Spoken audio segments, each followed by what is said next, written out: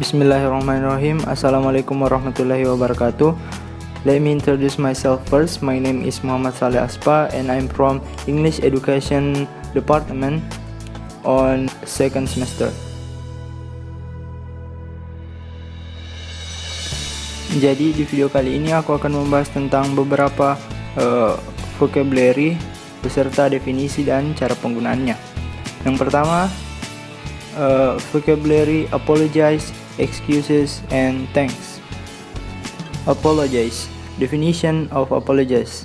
Apologize are statements saying that you are sorry for having done wrong, hurt somebody's feeling, and etc.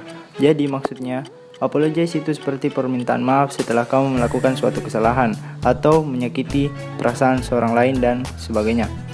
Jadi ada beberapa contoh untuk apologize. Yang pertama, I'm sorry, artinya aku minta maaf.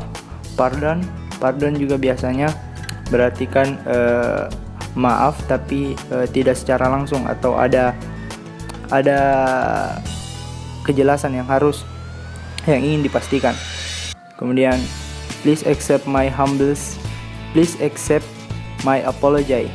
Jadi ini ada kata humbles, maksudnya adalah ini adalah perkataan yang sangat sopan. Kemudian selanjutnya, I was wrong, aku telah melakukan kesalahan. Selanjutnya, I shouldn't have said that, aku seharusnya tidak mengatakan itu. Kemudian, my comments to you were ill advised. Selanjutnya, I made a stupid mistake, I'm genuinely sorry, there is no excuse for my behavior, it was not my intention to, I'm terribly sorry, I apologize honest and true because I know I was wrong, please forgive me. Jadi itu beberapa contoh yang bisa kita katakan ketika kita ingin meminta maaf kepada seorang yang kita inginkan. Baik, kita ke slide selanjutnya.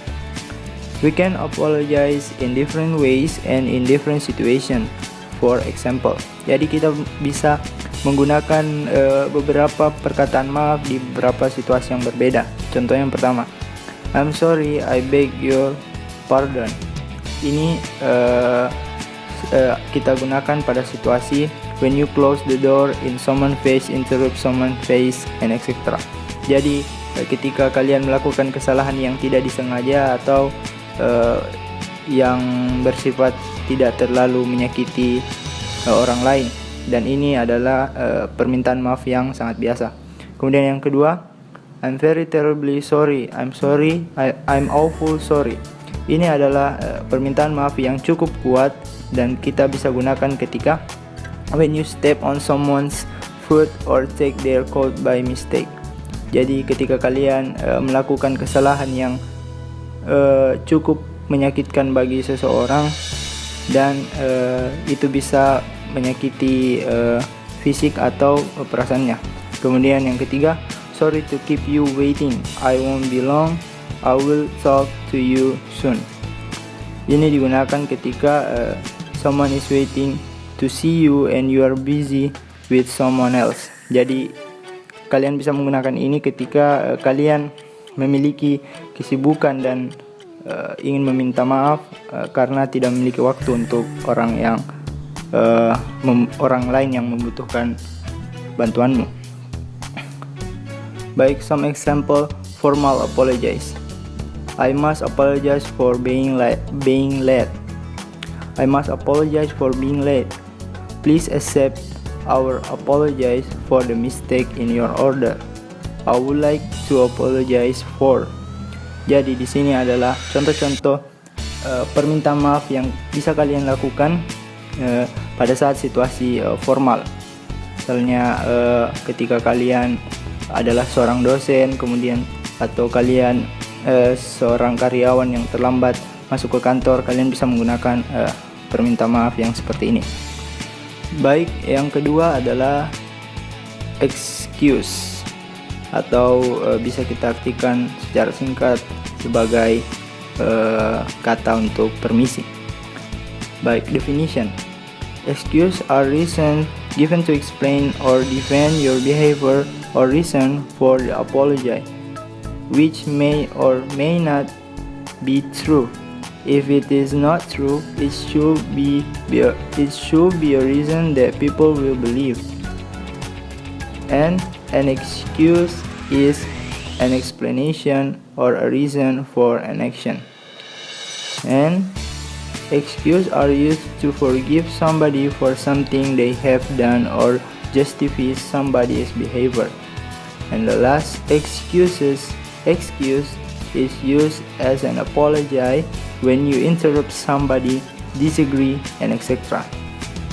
Jadi, ada beberapa penjelasan tentang excuse, di mana kamu bisa menggunakan excuse untuk menjelaskan kesalahan-kesalahan yang telah kamu lakukan, dan ketika itu merupakan alasan yang benar. Excuse bisa menjadi alasan. Ketika alasan itu benar, maka orang-orang tersebut akan mempercayainya dan memaafkanmu. Kemudian yang kedua, excuse juga bisa menjadi sebuah alasan ketika kamu ingin melakukan sesuatu. Seperti yang aku katakan tadi, bahwa excuse itu adalah pengganti dari permisi. Kemudian yang ketiga, excuse juga bisa kita gunakan untuk memaafkan seseorang yang memaafkan orang lain dan memperjelas maksud dari orang lain tersebut. Kemudian yang keempat, excuse juga bisa kalian gunakan ketika kalian tidak sengaja mengganggu seseorang. Baik, selanjutnya some example of excuse expression. First, do forgive me. Don't be angry. Don't lose your temper. Don't be silly. Don't think me impolite. Excuse me. Excuse me for coming late. Excuse me for a moment. Excuse me for being late. How awful. I'm sorry. Forget it. I'm sorry to hear that. Baik, slide selanjutnya. Di sini examples of excuse in sentences. Cara penggunaan excuse dalam sebuah kalimat. Baik, yang pertama, his boss excused the mistake but told him to be more careful next time. Artinya, bosnya memaafkan kesalahannya tapi memberitahukan kepadanya untuk lebih hati-hati di waktu selanjutnya. Seperti yang aku katakan tadi, bahwa excuse bisa digunakan untuk memaafkan kesalahan orang lain atau memperjelas tindakannya. Kemudian yang kedua, please excuse me for not calling sooner. Artinya, mohon maafkan saya karena tidak menelponmu lebih dahulu, lebih cepat. Jadi di sini penggunaan excuse untuk meminta maaf, untuk memperjelas memperjelas kesalahan kita kepada orang lain. Kemudian yang ketiga, I was excused from jury duty. Yang keempat, the teacher excused the class from homework that day. Yang kelima, nothing can excuse that kind of rudeness. Yang keenam, her father's illness excused her absence. Baik, materi selanjutnya adalah thanks. Thanks juga bisa diartikan sebagai perkataan terima kasih. Baik, definition. Thanks is used to show that you are grateful for something.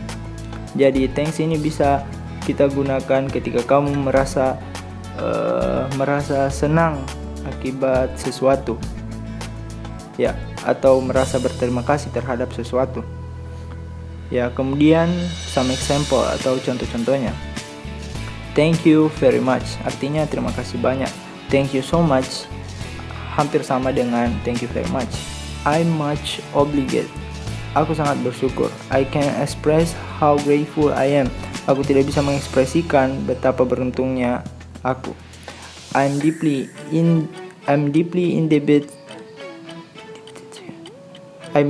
indebted to you. Thanks a lot, very kind of you.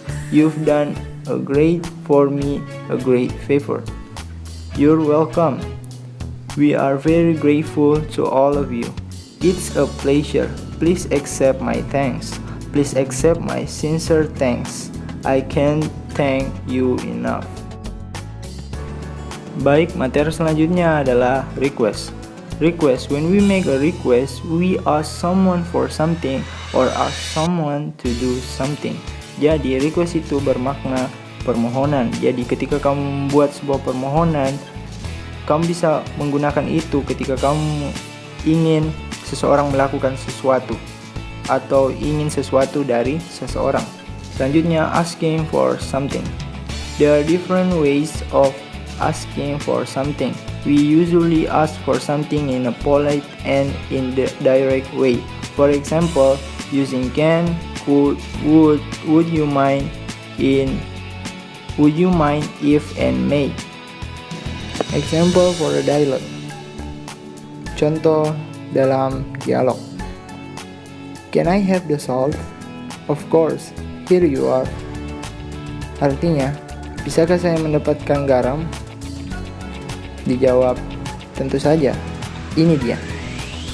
Kemudian selanjutnya, can I ask you the time please? No problem, it's 4:15. Artinya, bisakah saya menanyakan waktu? Dijawab, tentu saja, ini 15 menit, jam 4:15. Selanjutnya, can I borrow your pen please? Of course, here you are. Artinya, bisakah saya meminjam pulpenmu? Dijawab, tentu saja, ini dia. Kemudian selanjutnya, can I have the bill please? Certainly, madam. Artinya, bisakah saya meminta notanya? Kemudian dijawab, tentu saja. Selain penggunaan can, could, would, you, mind, if, and may, dalam request juga digunakan kata need. Dan penggunaan kata need, misalnya I need, is very direct and is usually used for urgent request. Jadi penggunaan I need biasanya digunakan pada saat keperluan yang penting dan permohonan yang secara langsung. Seperti contohnya, I need a doctor. Saya membutuhkan seorang dokter. I need the fire extinguisher fast. Saya membutuhkan pemadam kebakaran. Cepatlah. Ada juga penggunaan I want. I want is very direct and can sound impolite. We don't normally use it to make a request unless we want to be very direct. Jadi, penggunaan I want itu biasanya digunakan ketika kalian sangat terburu-buru dan ingin menggunakannya langsung dan ingin memintanya secara langsung. Seperti contohnya, I want to speak to the manager right now. Artinya, aku ingin berbicara dengan manajer saat ini juga. Kemudian yang kedua, I am not leaving here until I get my money back. Aku tidak akan pergi dari sini sampai aku mendapatkan uangku kembali. Baik, materi selanjutnya adalah invitation. Invitations are a fun and useful conversational tool in English language. They combine socialization and inquiry practices in order to ask someone to join you for an activity or event. Invitations generally replace a direct and rigid "can you" request with a more polite and flexible "would you like" question. This allows the person you are inviting to either accept or decline your proposal. Jadi, invitation itu bisa diartikan sebagai undangan, di mana kamu menggunakan kata invitation untuk mengajak seseorang untuk melakukan sesuatu atau melakukan atau pergi ke suatu kegiatan atau event. Baik, selanjutnya invitation press to use. Some invitation work better than others in certain scenarios, and the best press to use is generally dependent on the nature of an exchange, your relationship with the person you are proposing an invitation to determine the required level of formality. For example, you should make casual invitation to your best friend and formal invitation to business clients. Try the following informal and formal invitation press to get started. Jadi, penggunaan invitation dalam sebuah kalimat yang bisa kamu gunakan itu tergantung dengan situasi yang kamu hadapi. Contohnya, kamu bisa menggunakan informal invitation ketika kamu mengundang teman sahabat baikmu, dan kamu bisa menggunakan formal invitation ketika kamu mengundang sahabat kerja atau mungkin atasanmu. Berikutnya, inviting is very versatile technique that can be applied to both formal or informal situations. Whether to ask a loved one to join you at a special event or request the honor of your employer's presence in your home. You will need to master the skill of making invitations as a part of your journey learning speak English. Find out everything there is to know about making invitations here. Jadi, di sini kamu bisa menggunakan invitation dalam berbagai situasi untuk meningkatkan kualitas bahasa Inggris kamu.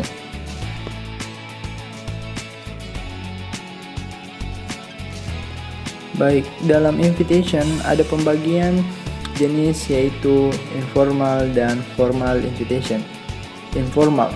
Sometimes you just want to ask someone else to do something with you without making any additional promises or commitments. To take a casual invitation, use some of the following phrases.